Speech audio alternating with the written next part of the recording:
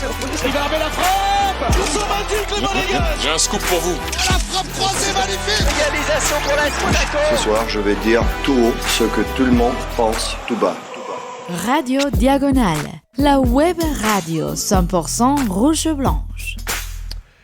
Salut tout le monde et bienvenue pour un nouveau débrief consacré à la victoire de l'AS Monaco contre Metz 2-1, doublé de Alexander Golovin qui a répondu au but de Lamine Camara, un but exceptionnel. On va évidemment en reparler et on va en parler avec Rome. Salut Rome. Salut Damien, bonsoir tout le monde. Bah, bonsoir pour nous en tout cas. Ouais. On enregistre le soir, c'est vrai, mais Et à J+1. ça sera plutôt en journée. Oui. Du coup. Fois n'est pas coutume. Ouais. Et puis avec les tauliers, on reprend les mêmes. Ah bah ça. Du coup, on va débuter avec le pari précédent, du match précédent qu'on avait fait Rome. Alors toi, tu avais fait un pari qui, du coup, ne s'est pas réalisé. Non, moi j'avais fait le pari de Ben Yedder ou Balogun buteur. Ça pour le coup c'était censé quand même être plutôt de l'argent au coffre, même si bon bah on le verra, ça n'a pas été le cas. Mais c'était le petit truc en plus, c'était que ça soit passe décisive de l'un pour but de l'autre. Et c'est ce que je disais avant l'émission quand on en parlait, j'ai même pas vraiment souffert, j'ai pas eu de regrets parce que il y a même pas eu un quart de demi-situation où vraiment j'ai pu me dire c'est con qu'il l'ait pas mis au fond quoi. Autant sur les matchs d'avant il y avait eu quelques échanges entre les deux, autant hier ça a quand même été assez pauvre entre les deux et puis même on y reviendra, dans l'absolu leurs matchs deux ont été plus que moyens. Et puis quant à moi, c'était une nouvelle titularisation de Crépin Diatta, confirmée. Du coup, voilà, là, on avait les infos. Ouais, c'était que Vanderson ne serait pas apte, quoi. Voilà, exactement, et c'était le cas. Donc bon, on verra pour la fin d'émission le pari pour le match prochain, donc qui sera le match contre Lille. On en reparlera tout à l'heure. On va aussi attaquer maintenant avec le j'aime pas. Rome, ton j'aime et ton j'aime pas du coup. Moi, ce que j'ai aimé, c'est qu'on a répondu à la concurrence. Nice et le PSG avaient joué avant nous. Parce que là, maintenant, on le voit, il y a quand même un podium qui est en train de se détacher. C'est également les résultats du week-end qui ont permis ça. Et on a su leur répondre et prendre les 3 points, nous aussi.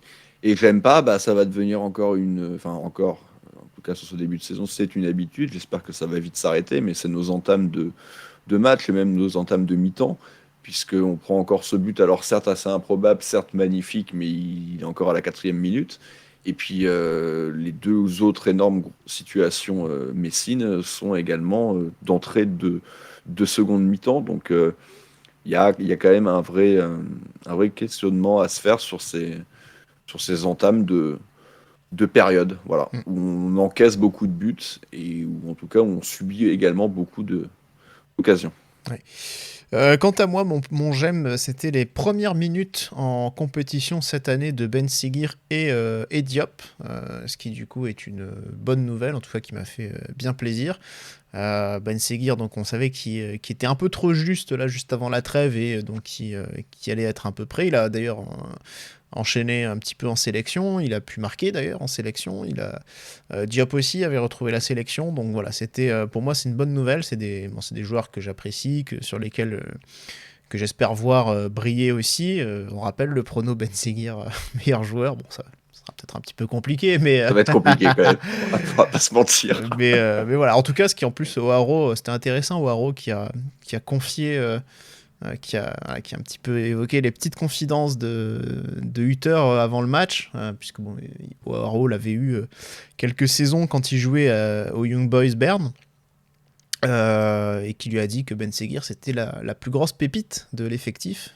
Donc voilà, c'est un joueur auquel évidemment on fonde beaucoup d'espoir, et puis Dan Diop, mon petit chouchou. qui profitait aussi de l'absence de Matazo pour gagner un peu de temps de jeu, donc c'était cool.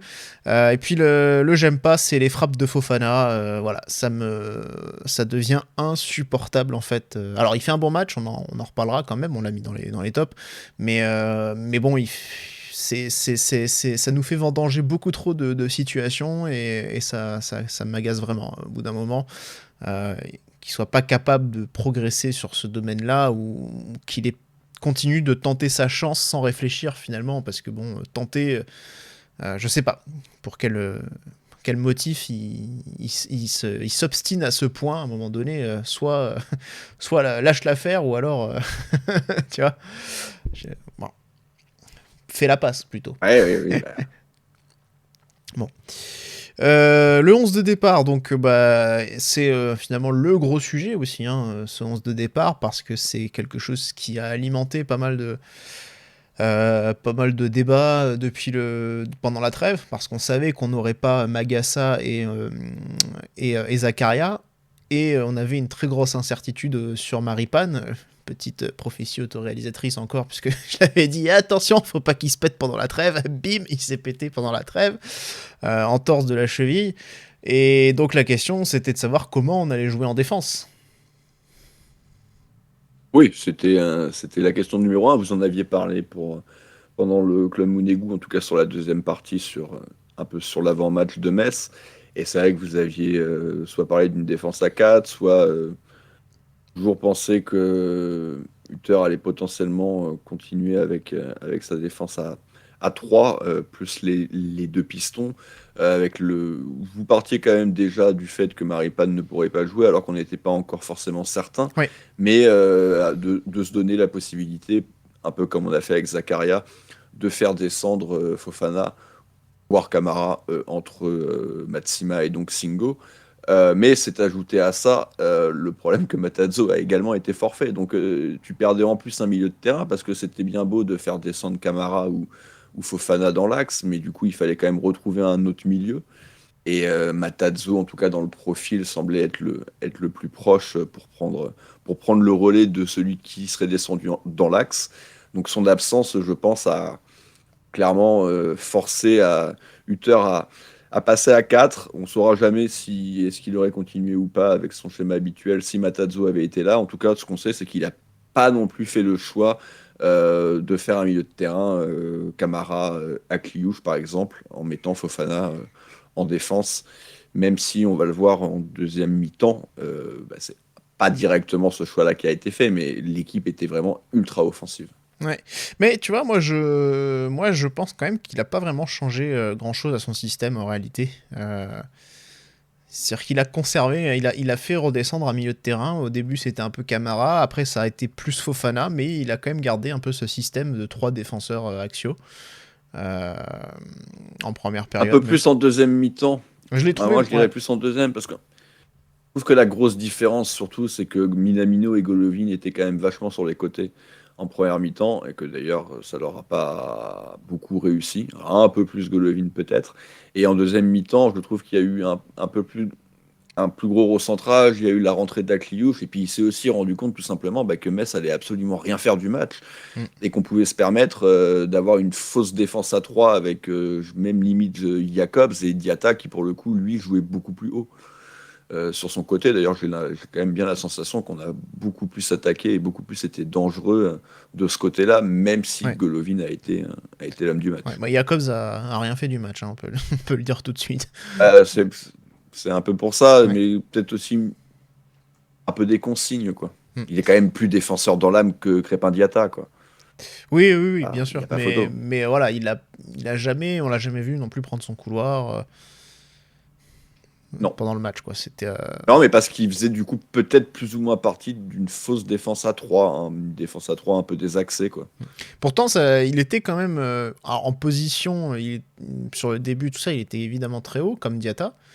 C'est pour ça que moi, j'ai tout de suite vu, en fait, dès le début quasiment, déjà une défense à 3 avec un des milieux de terrain qui redescendait déjà, parce qu'en fait, on avait 4 joueurs devant, avec Minamino, Golovin qui qui était écarté un petit peu, mais qui était quand même assez bas aussi pour redescendre chercher les ballons. Enfin, il y avait un vrai travail tactique à décortiquer, j'ai trouvé quand même dans cette proposition-là, assez différente, mais pas tant que ça dans l'animation finalement. Alors, tu as une coupure de son. Ça va reprendre. Oui, ça, c'est repris. Ouais, c'est bon. Il y a des micro-bugs. Il y en a eu un aussi au tout début. Mais oui, non, après, malgré tout, on avait quand même 4 offensifs. C'était pas tout à fait pareil. C'était la première fois, du coup, qu'on jouait avec et 2 attaquants, et Minamino et Golovin. Donc, quoi qu'il arrive, le schéma était un peu différent. Et après, défensivement, on peut pas vraiment trop se rendre compte de ce qu'on a fait. Tant, en fait, on n'a pas eu à défendre du match, en fait. Ça. Quasiment pas. Donc, c'est compliqué de se faire une vraie idée sur notre schéma de jeu défensif. Oui, a priori, c'était plutôt un 4-4-2 entre guillemets à plat. Après, dans la réalité des faits, offensivement, ça a été un match de hand. Et défensivement, enfin, c'était un match de hand, mais que d'un côté, quoi. Ils ont fait quelques contres, ils ont marqué un but improbable de 60 mètres, et c'est tout. Bah, voilà. Si on parle des buts, justement, il n'y a que des bijoux. Il n'y a que des bijoux de part et d'autre. Et c'est vrai qu'en termes de jeu, d'analyse de jeu, etc., il n'y a rien à analyser, il n'y a rien à en dire de ces buts-là, parce qu'il n'y a pas de construction, ça ne reflétait pas une disposition tactique particulière, quoi. C'était... Non, bah le but messin, il dit quand même qu'il l'avait vu depuis le début du match, et puis que peut-être également observé à la vidéo que comme Monaco joue quand même très haut et plutôt dans le camp adverse, notre gardien logiquement a tendance à être loin de ses buts. Après, sur le premier but de Golovin, j'ai quand même la sensation que même si c'est évidemment un exploit, mais ça fait suite quand même à une longue phase de possession. Après, l'autre, c'est un coup franc. Oui, c'est clairement pas des buts construits comme on a pu en avoir quand même pas mal depuis le début d'année. C'est 3 coups de génie. La bonne nouvelle, c'est qu'il y en a 2 pour nous, quoi. Ouais, c'est bien. On va dire qu'ils ont marqué le plus beau. Ils ont marqué le plus beau, mais on en a marqué 2. Voilà. C'est ça. Le premier, donc l'ouverture du score à la 4e minute. Donc, encore une fois... on se fait avoir dans la minute qui se fait... dans les 10 premières minutes avec un but, on pourra faire le bingo de Patrice pour savoir à quand sera le prochain. J'ai vu ça, ouais. Lamine Camara, donc superbe but, 58,37 mètres apparemment. Donc c'est 4e but le plus lointain. Le premier étant Wabi Kazri avec Saint-Etienne contre Metz pour le coup en 2021, c'est qui venait de 68,25 mètres. C'est quand même, mais là bon, c'est quand même 58, c'est quand même beau. Oui. Et c'est vrai que c'est ça qui est intéressant, c'est que justement il a été questionné par Talaron parce que c'est Waro qui avait tout de suite émis un petit peu l'hypothèse que un but comme ça vient pas, même si ça vient ça tombe un peu de nulle part, on dirait.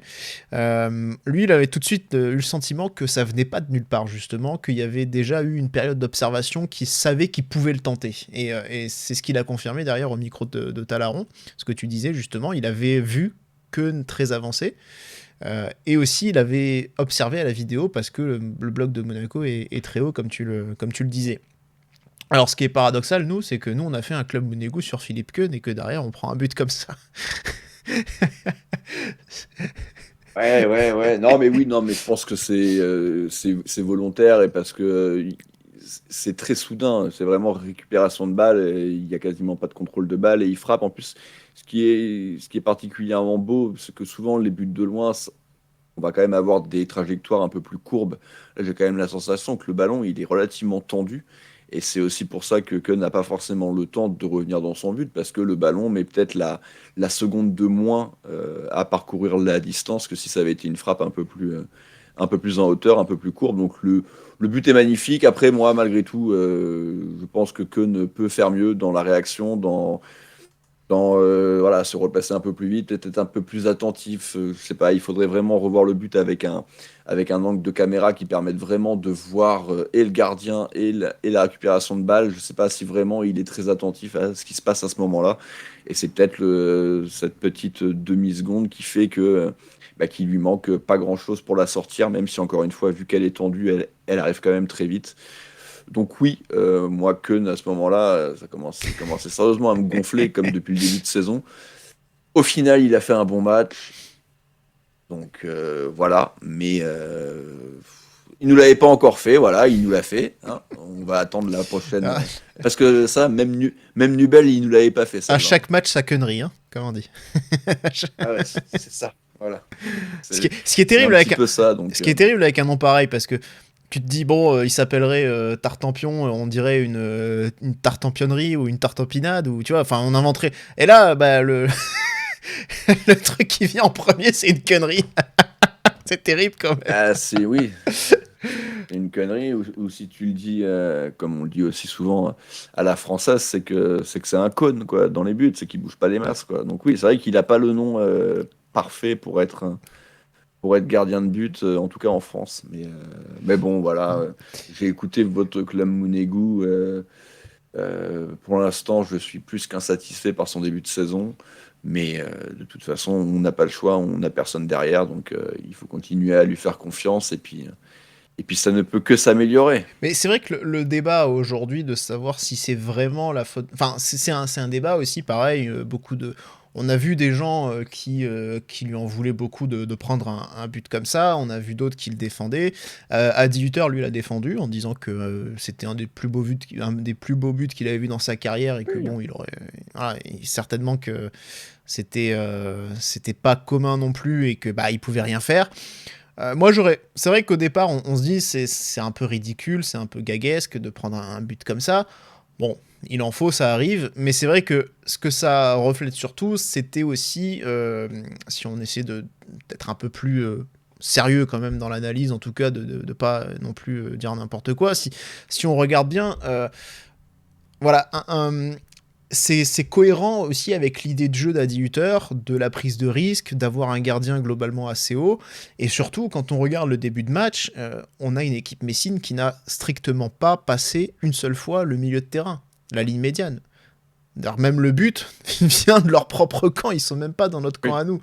Donc c'est vrai que, voilà, moi je trouve que ce serait ça fait mauvais genre, hein, prendre un but comme ça, forcément, parce que bah, l'autre il met le but de l'année et que toi tu passes pour un con. Mais en même temps, je trouve que c'est aussi difficile de lui en vouloir. Non, mais on est d'accord, malgré tout. Et puis ça va être vite oublié parce que tu as les 3 points au bout et qu'il nous fait également, on va dire, 3 beaux arrêts en deuxième mi-temps. Après, il faut quand même pas aussi oublier un truc, c'est que certes, lui, il est un peu avancé, peut-être qu'il peut faire mieux. Ça peut toujours se débattre. Il ne faut pas oublier aussi qu'au départ, ça part d'une passe dégueulasse de Minamino, alors que Fofana est à quoi? Il doit être à 4-5 mètres de lui. Et c'était pas la première passe depuis le début du match où on manquait un petit peu de puissance dans les transmissions au milieu de terrain. Il y avait déjà eu 1 ou 2 fois où on n'avait pas été loin de perdre le ballon dans cette zone-là de nos 50, alors qu'on avait 90% de l'équipe qui était devant le ballon. Une de Camara, oui. On brille dès la première minute. Oui, voilà, Camara. Et on sait que nos défenseurs, ou en tout cas que Matsima, brille pas non plus par sa vitesse. Donc si tu perds un ballon dans cette zone-là, tu peux vite être dans la merde. Donc voilà, on a été... c'est pas un contre, c'est une frappe soudaine et lointaine. Mais la bonne nouvelle, c'est... On a encore des petits bugs. Tu parlais dans le vide encore. C'est que derrière... Ouais. Bon, il y a des petits bugs ce soir sur Discord. Ouais, je sais. C'est pas... Oui, je pense. Si tu peux... C'était pas très intéressant. Ah oui, non. Okay. Non, mais je sais même plus... Non, je disais qu'on avait plutôt rectifié le tir par la suite, en tout cas dans la qualité de nos passes au milieu de terrain, et qu'il n'y a pas trop de situations où on s'est fait peur, à part peut-être à la toute fin, Golovin la passe vers Singo, qui pareil, manque un peu d'application et qui aurait pu... Parce que aurait pu coûter cher. D'un côté, ce qu'on peut se dire aussi, c'est qu'un but pareil, bon bah... peut-être il vaut mieux que ça arrive une fois comme ça de temps en temps. Enfin, de temps en temps, non, quand même pas, mais vaut mieux que ça arrive une fois ou deux, peut-être. 2 max. Mais non, que une fois, tu c'est déjà beaucoup, ouais. hein. Mais que au moins tu aies aussi un défenseur, un gardien qui soit aussi plus proche du jeu s'il y a une balle en profondeur, qui soit en mesure de l'anticiper. C'est-à-dire que s'il restait dans sa surface alors que tout le reste de l'équipe est 50 mètres devant lui, c'est vrai que derrière ça peut aussi être encore pire en fait. Une balle en profondeur derrière, paf, tu peux te faire sanctionner encore plus vite quoi. Donc c'est ça, voilà. On peut pas tout avoir. Oui, comme contre Nantes, où il est à peu près là, mais où quand même sa sortie est ratée et il se fait battre. En fait, du coup, tu vois, c'est là où c'est compliqué. Non, c'était pas contre Nantes. C'est quoi le but qu'on prend d'entrer en profondeur? Lorient, un peu limite. Lorient. Ouais, voilà, Ouais. Pardon, c'était ce match-là. Ouais. À Nantes. Nantes, c'est le penalty, C'est le donc ça n'a penalty, rien à ouais. voir. Mais d'ailleurs, le penalty qui avait été justement noté aussi par Thomas, qui avait été notre invité, Oui, à ce propos d'un club Monégo. Voilà.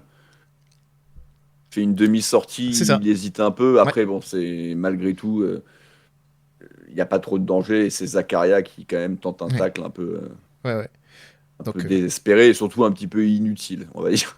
Donc, du coup, n'hésitez pas à aller écouter le club Monégo sur Philippe Keun, bonne ou mauvaise pioche. Le débat reste ouvert. Donc, les buts, ensuite, nous, c'est Golovin, 42e, donc entre la 4e et la 42e, on a mis du temps, on a galéré, on a trimé quand même pour revenir face au 6-3-1 messin qui avait lancé. Ah oui, c'était encore plus serré que la ligne Maginot là. Ah ouais, non, mais franchement, c'était une plaie. Après, Ouais. comme depuis le début de saison, tu sens quand même qu'on a une force offensive de dingue et que panique pas, tu te dis qu'au bout d'un moment, ça va finir par rentrer.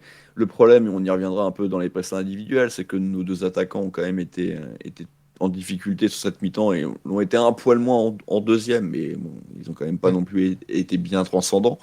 Donc tu te demandais d'où pouvait venir vraiment le déclic. On sait que Caillot, on l'aura pu, c'est quasiment terminé en tout cas pour la saison, mais tu n'avais pas non plus Vanderson, donc tu perds quand même potentiellement de la qualité de centre, même si Jacob la dernière fois nous avait mis un caviar sublime sur Ben Yedder, mais donc ouais, tu te demandais d'où ça pouvait venir, et puis c'est venu de Golovin qui nous a mis un de ses plus beaux buts. Ouais. Il nous en a marqué beaucoup des comme ça, mais d'aussi loin, j'ai peut-être pas quand même l'impression.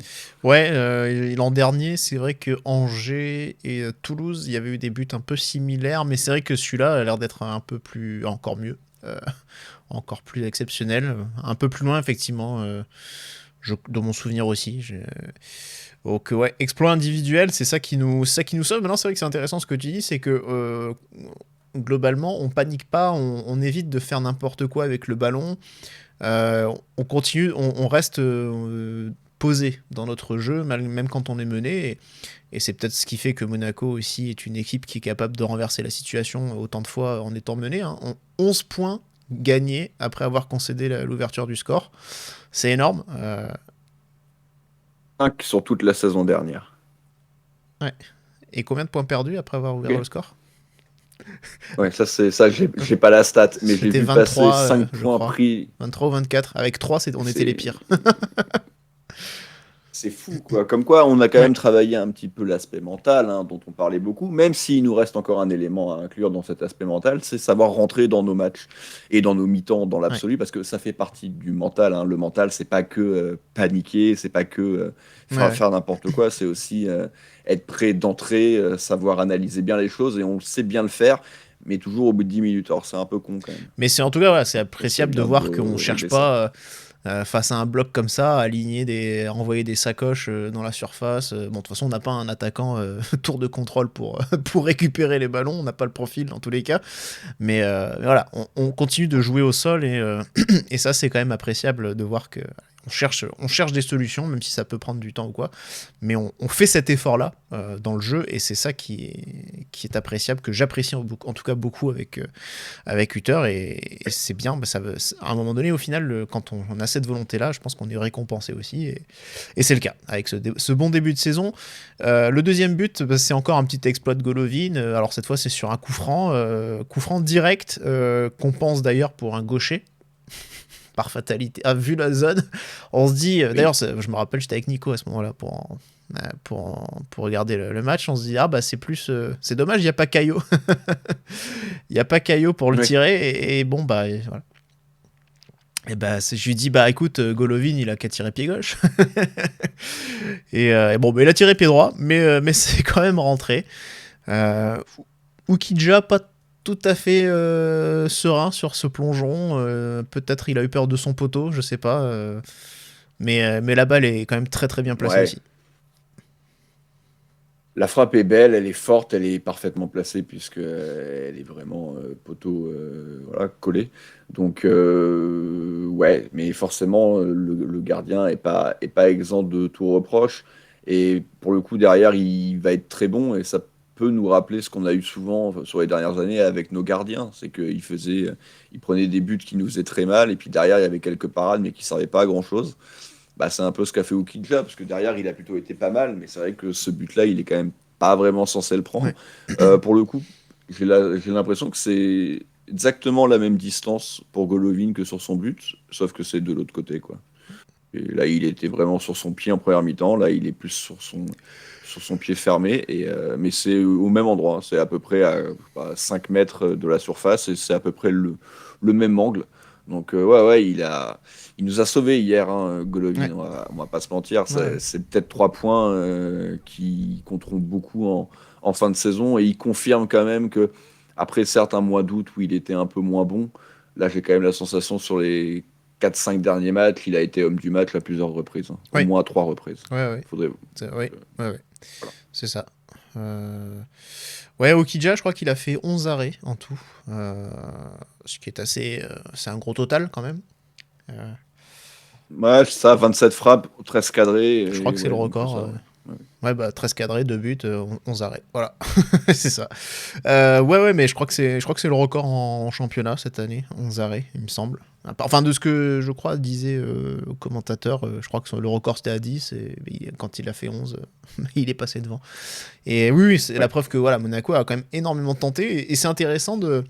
Alors c'est assez rigolo, j'ai travaillé, j'étais sur Paris, sur le match du PSG, et en termes de possession de balle, on était sur des statistiques assez similaires, c'est intéressant de la comparaison. Sur du 75, 77, au moment donné on était même à 80, enfin c'était fou parce que en première période ils ont fait, je crois, Metz a fait 46 passes réussies sur une mi-temps, enfin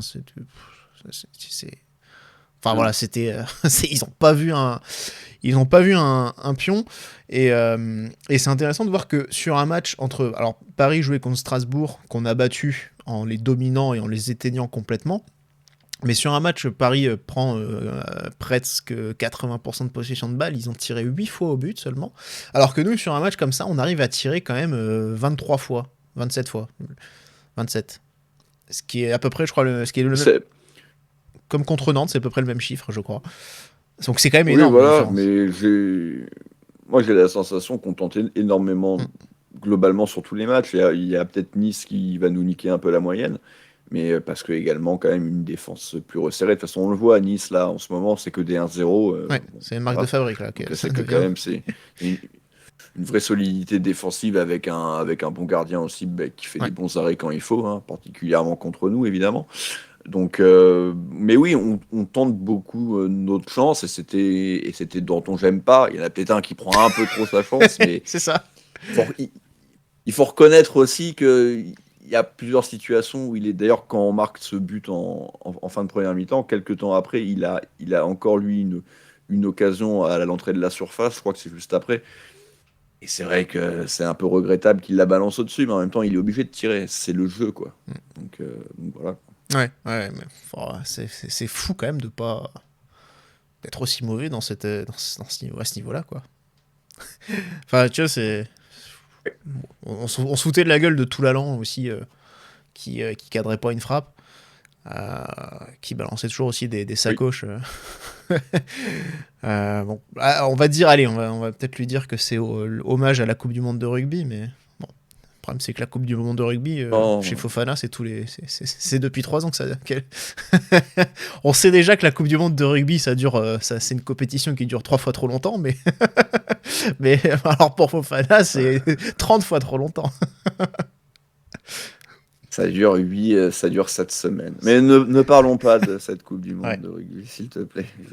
L'appelée est encore ouverte. Tu ne kiffes pas tu n'as pas kiffé ça? Oui, mais j'ai quand même regardé les demi et je regarderai les deux finales et aller l'Afrique du Sud d'ailleurs, mais même s'ils nous ont éliminés. Mais ouais, non, l'appelée et les regrets seront éternels parce que putain, elle était pour nous, quoi. Mais bon, bref, c'est pas grave, c'est les choses qui arrivent. Ouais.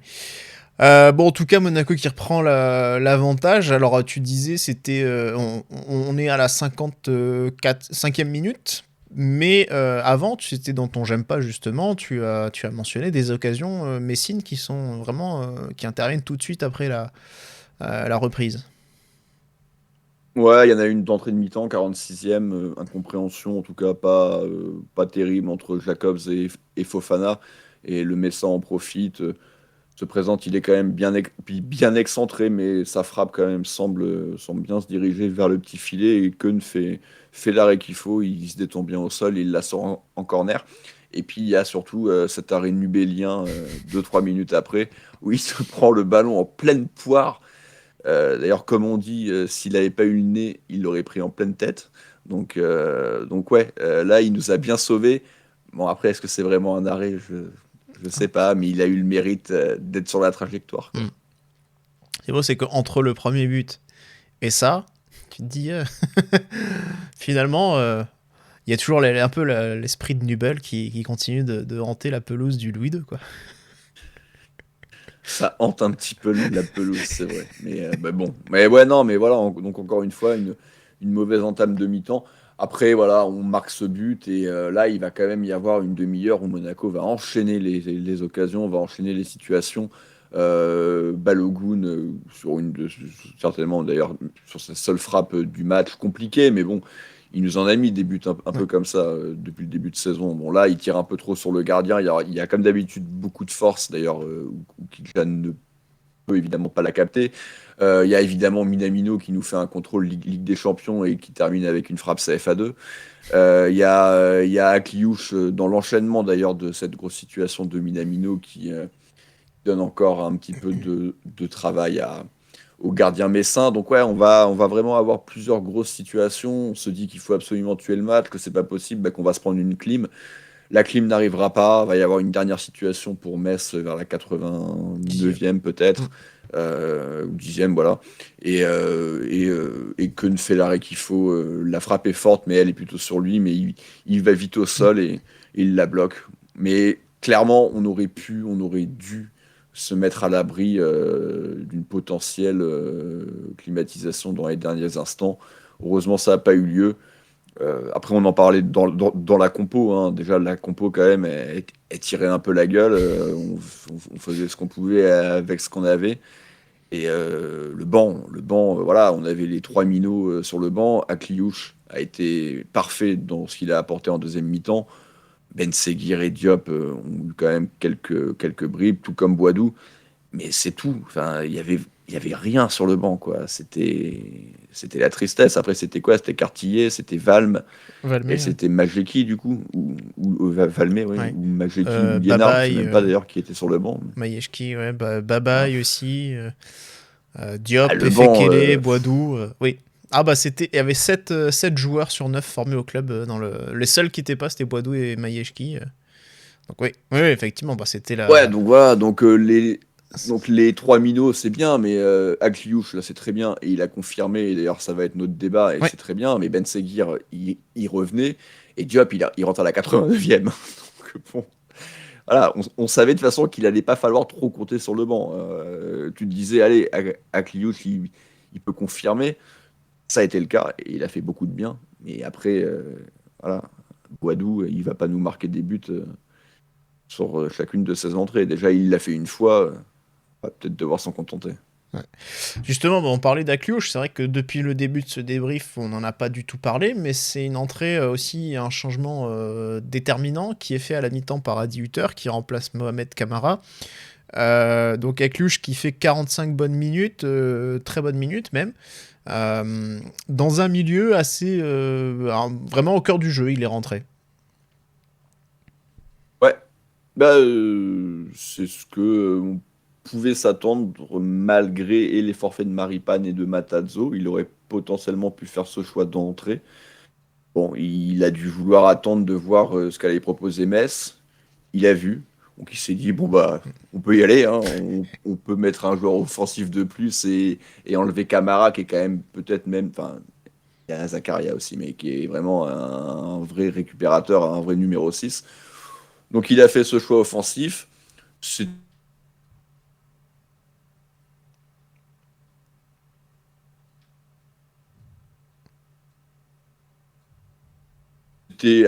Donc oui, c'était pas illogique et surtout son entrée a été très bonne, donc ça a validé ce choix, mais on peut le dire, hein, il fait partie de nos tops.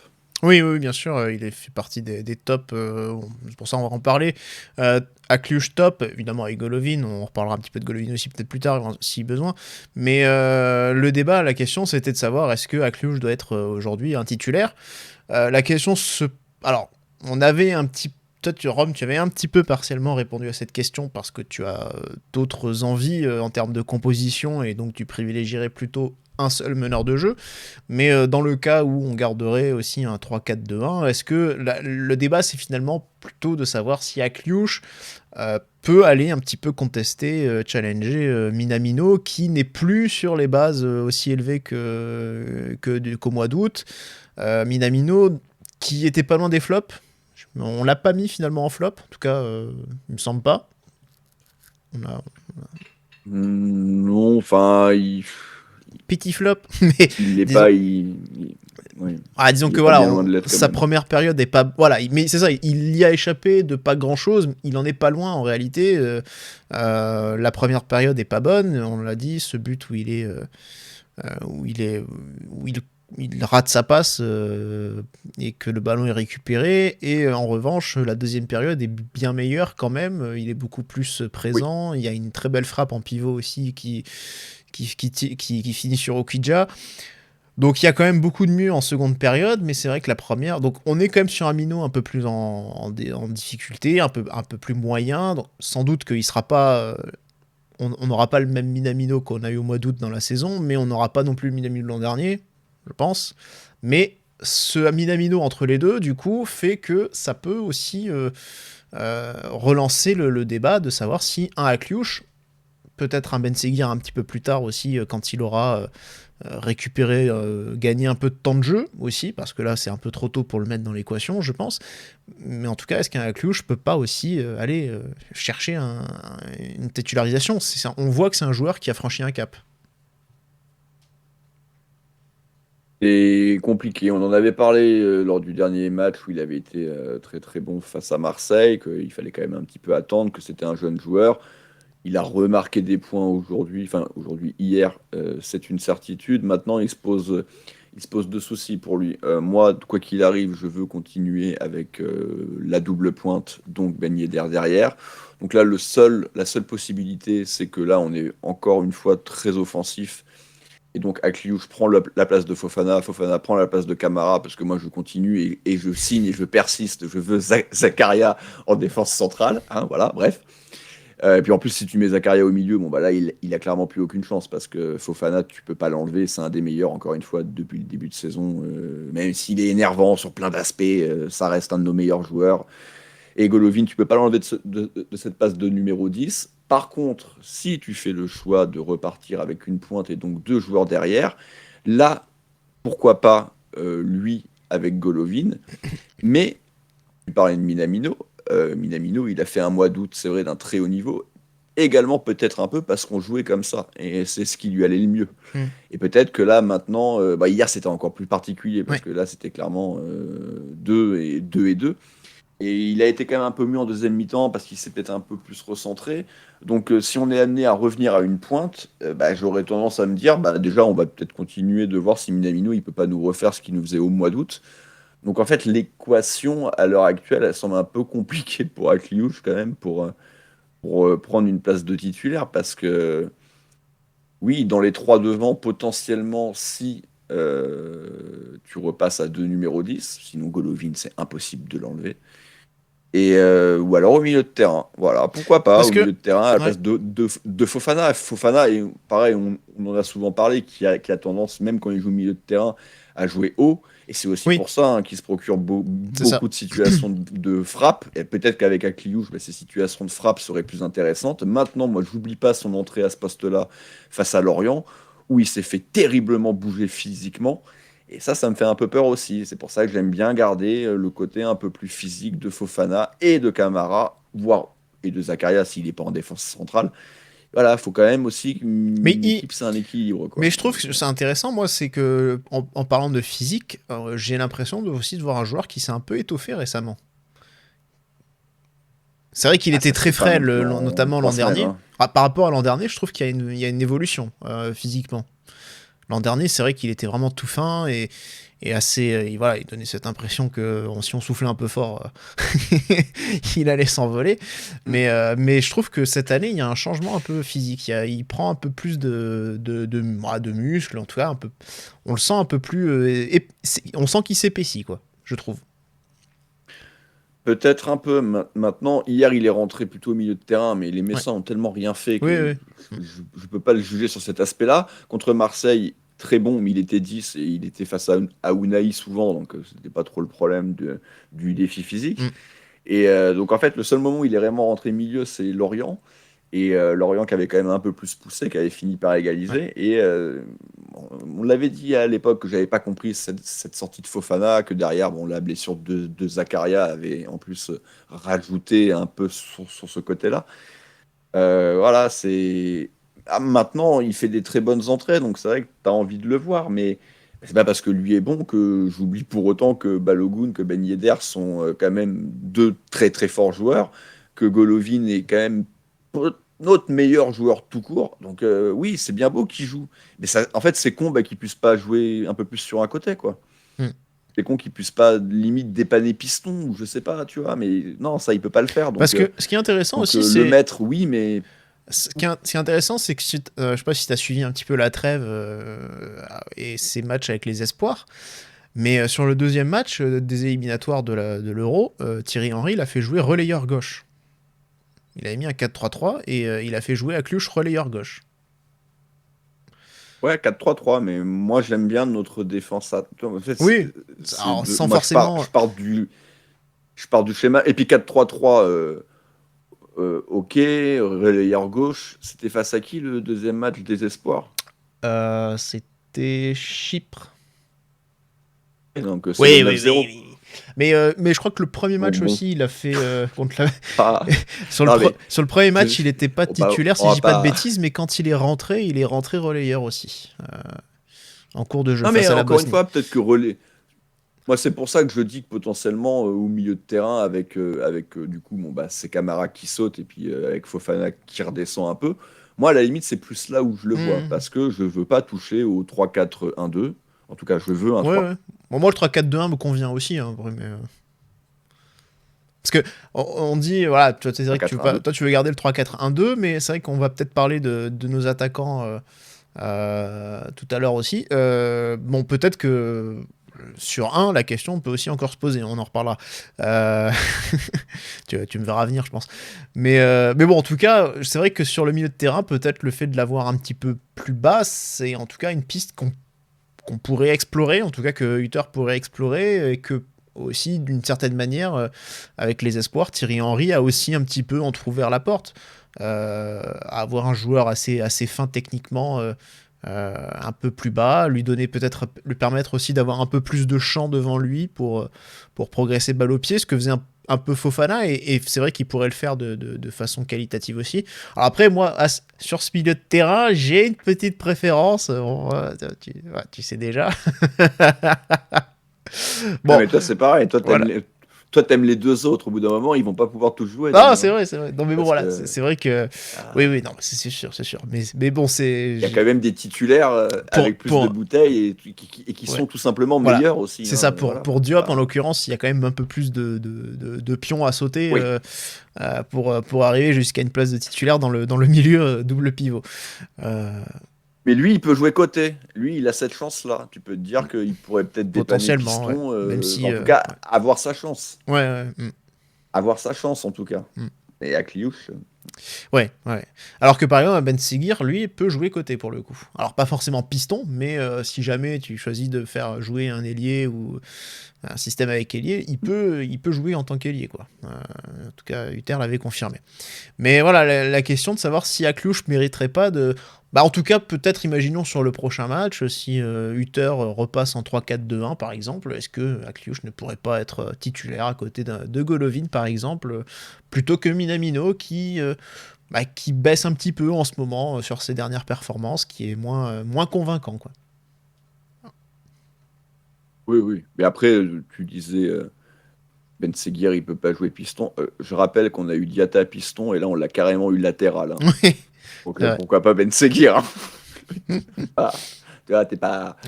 Et en plus, ce con, faut quand même le reconnaître, il nous a fait 2 bons matchs. Hein. Il a fait 2 bons matchs, tout à fait, c'est vrai. Et c'est un poste qui lui a l'air de mieux le convenir, parce que le problème ailier, c'est qu'il arrivait à éliminer personne et à prendre de vitesse absolument personne. Et là, je sais pas, il fait des feintes, il fait des crochets. C'est un problème. Oui, un ailier qui s'est pas éliminé, c'est un problème. Et là, en piston, il arrivait à éliminer des joueurs. Alors bon, c'est d'accord, c'était Metz, que Mathieu Hudol est pas non plus un mauvais défenseur, ça va quand même. Mais bon, je sais pas, il nous a sorti des choses. En tout cas, on sent qu'il y a plus de... Peut-être le fait d'être plus... un peu moins dans le vif ou un peu plus reculé, ça lui permet peut-être d'avoir, je sais pas, un peu plus de tranquillité, de temps. Le poste lui accorde un peu plus de temps, je ne sais pas, pour s'appliquer sur certaines choses. On va quand même attendre Oui. On va quand même attendre le retour de Vanderson. Oui. Voilà. C'est bien. Il a fait un bon intérim, c'est très bien. Joker, 5 minutes. Voilà. Vanderson. Bon, pas déconner quand même. On attaque les tops. Alors, on a déjà cité Akliouche, on va pas forcément en reparler. On a parlé de Golovin déjà. C'est vrai qu'on a parlé des buts de Golovin, mais on a moins parlé du match de Golovin. Une première période plutôt moyenne quand même dans l'ensemble.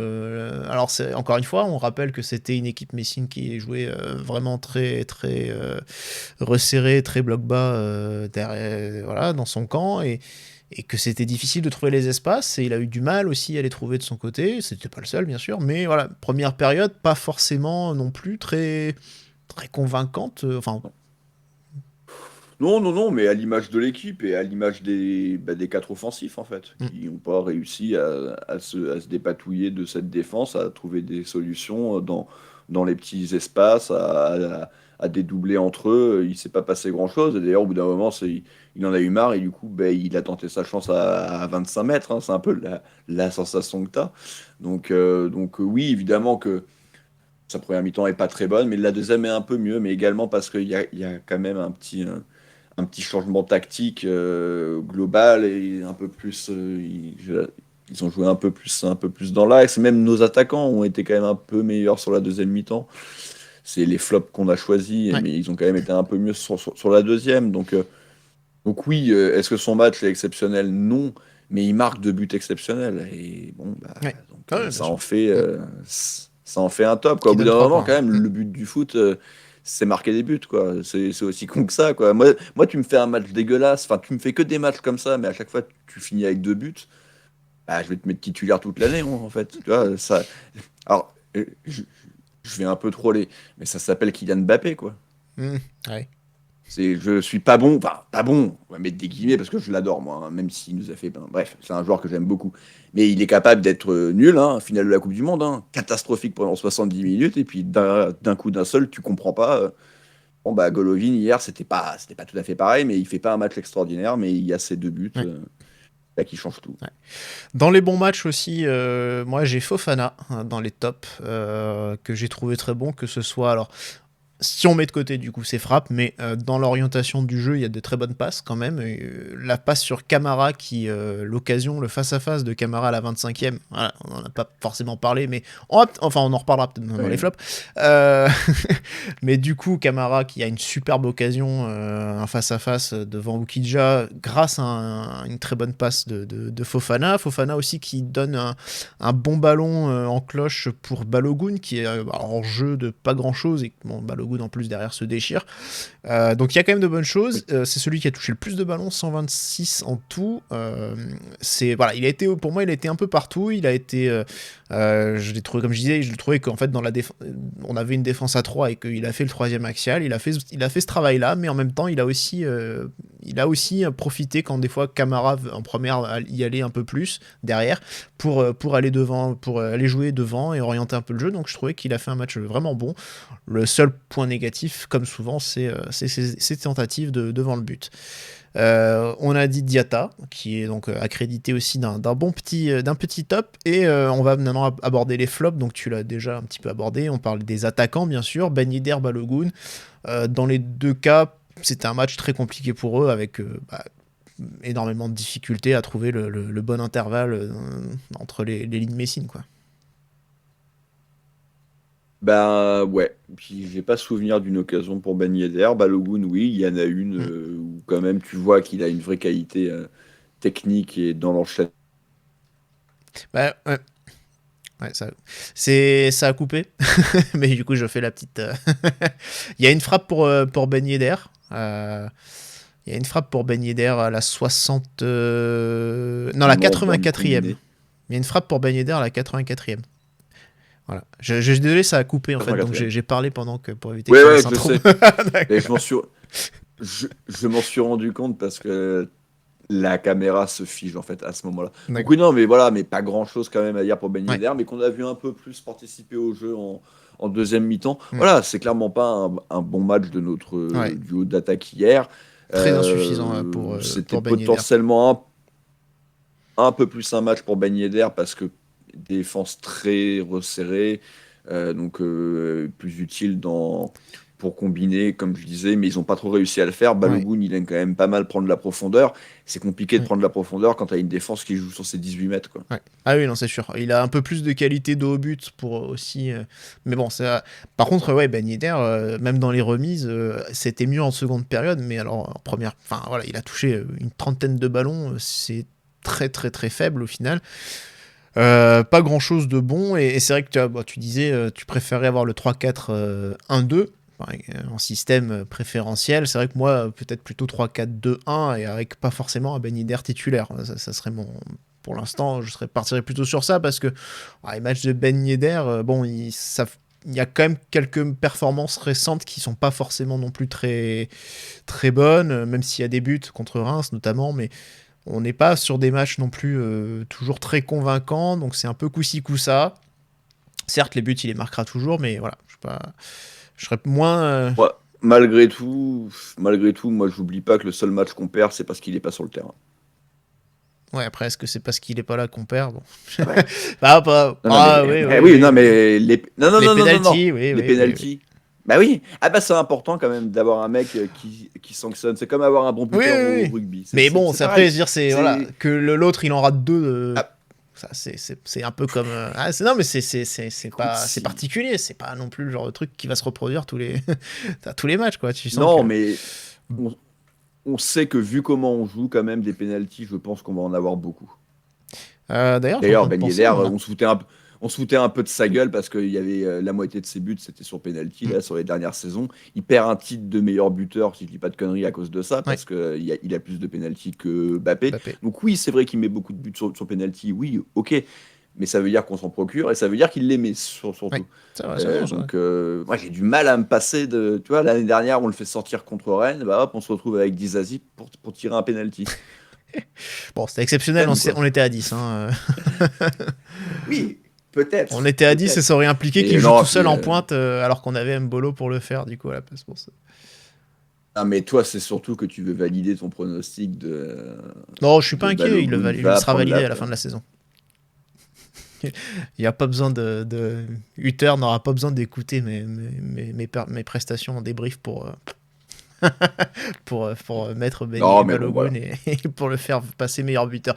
Non, mais voilà, c'est vrai que c'était un match en tout cas très très compliqué pour nos deux attaquants, un match vraiment à oublier même. Voilà.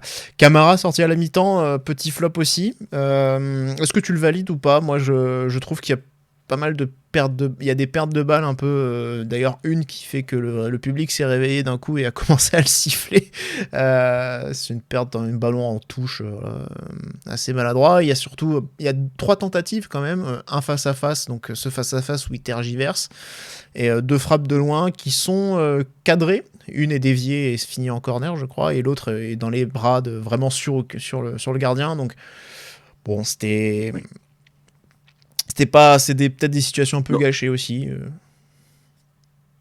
Moi, comme j'ai dit, à la mi-temps, c'était Minamino que je faisais sortir pour Akliouche, mais le choix de Camara ne m'a pas non plus choqué. Moi, c'est un joueur que j'aime bien, mais ça ressemble plus à un choix tactique en fait qu'à une sanction pour le coup. Même si on peut dire que Camara fait pas forcément un très bon match, en tout cas un match moyen, première mi-temps moyenne, mais on sent que c'est plus un choix de façon qu'une sanction en réalité. C'est fort possible. On aura potentiellement vite la réponse dans les prochains matchs. Maintenant, si a priori, là, il semble entre Zakaria, Fofana et donc Maripane, je le compte dans l'équation, il y a 3 postes, ils sont 4, et globalement, on a l'impression que c'est Camara qui est le 4e. Quoi. Ouais. C'est vrai. Même si moi, je préférais que ça soit Maripane, mais bon. Ou à la limite, tu mets Maripane en défense, mais sur un côté, enfin, entre guillemets, sur un côté, pour remplacer Magassa, quoi. Mais c'est vrai qu'il a l'air. En tout cas, il est plus aussi inamovible que l'an dernier, où bon, de toute façon, il n'y a pas 50 solutions. Il n'y avait pas Zakaria. Voilà, oui, non. Il y avait Matazzo. De toute façon, c'était. Voilà, il était arrivé pour remplacer Tchouaméni, donc tout de suite, il a été titulaire, quoi. Il n'y avait pas de. Voilà.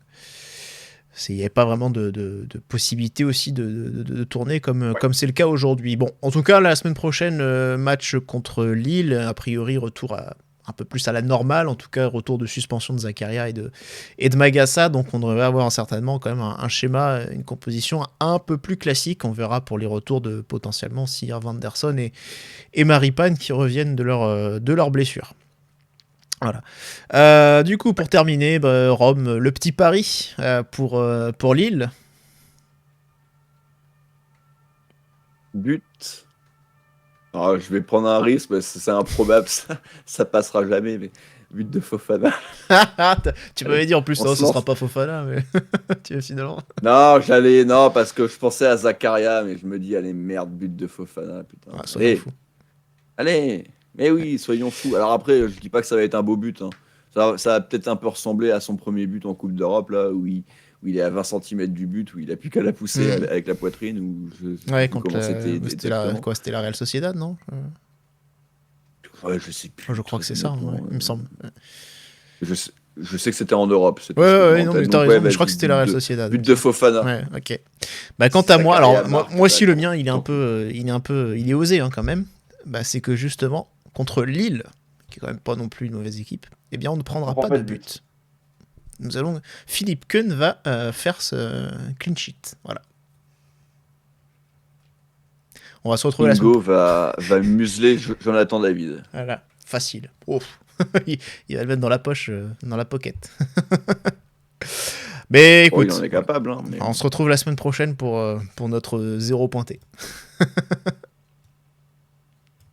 Oui, le mien, on va pas se mentir. Hein. Bon, j'ai quand même un peu plus de chance, mais face à Lille... qui en Ligue 1 frappe le plus, cadre le moins. Après, l'avantage, c'est que moi, le mien... Oui, mais un clean sheet, on en a déjà fait 2. Oui, mais contre Lille, alors que bon, on continue d'encaisser des buts très rapides, quand même. Il faut le tenter. C'est pas... Je pense que si on regardait la cote faudrait demander à Adrien les cotes pour une clean sheet de Monaco contre Lille. Je pense que il y a moyen de faire un petit billet. Ouais, on est la 7e défense, si je dis pas de bêtises. Ouais, c'est pas terrible. Et après, nous, tu vas me dire, c'est c'est pas vrai ce week-end, et ça l'est un peu moins dernièrement, mais on avait tendance à prendre les buts par grappe. C'était clean sheet, 3 buts, clean sheet, 2 buts, voilà. Bon. Ouais. Là, il y en a eu qu'un, mais bon, voilà. Bon, nous verrons bien, voilà. Dimanche 15h. Dimanche 15h, tout à fait, pendant le multiplex, un horaire plutôt étonnant pour un Lille-Monaco. Pour un beau match. Soit. Ah ouais. Voilà. Bah écoute, merci en tout cas. Merci à tous de nous avoir suivis. Et on vous donne donc rendez-vous la semaine prochaine pour un nouveau débrief. Allez, salut à tous et Dage Munegu. Ciao, ciao.